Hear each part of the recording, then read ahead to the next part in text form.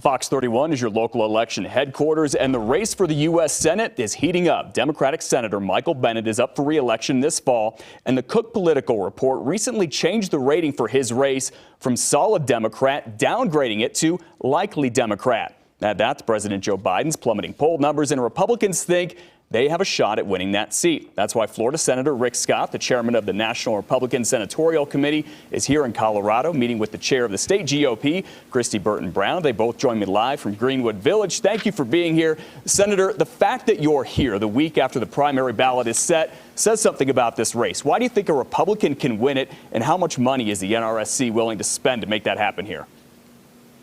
This is an important race for us. We're going to be investing in Colorado, and here's why we're going to win. You said it. Joe Biden's numbers are plummeting.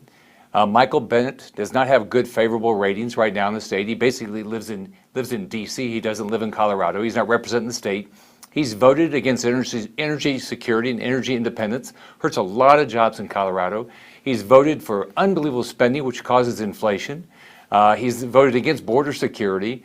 So you look at his votes, it's not good for Coloradans. Republicans are energized in Colorado, and we have a great party chair. Christy's going to do a great job.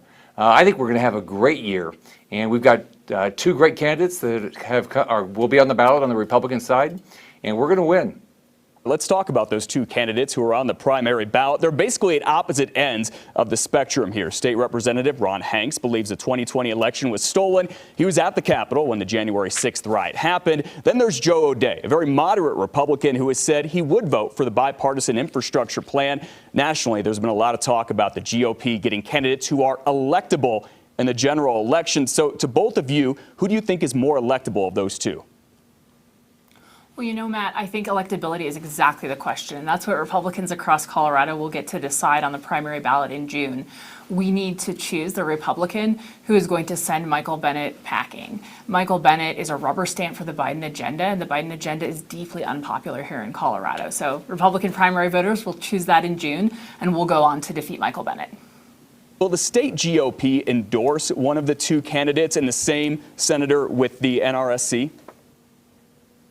The state GOP has to remain neutral in primaries and build the right operation to bring our eventual candidate to victory in November.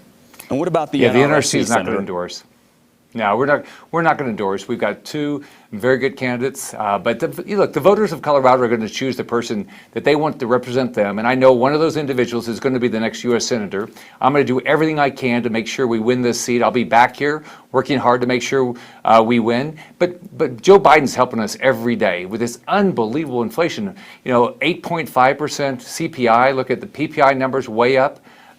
Look at, the Biden administration and Michael Bennet are doing nothing to make us energy independent, nothing to get inflation down, nothing to secure the border. I mean, it's like nothing to fix the supply chain, and Michael Bennet is part of it. And that's not what Coloradans want.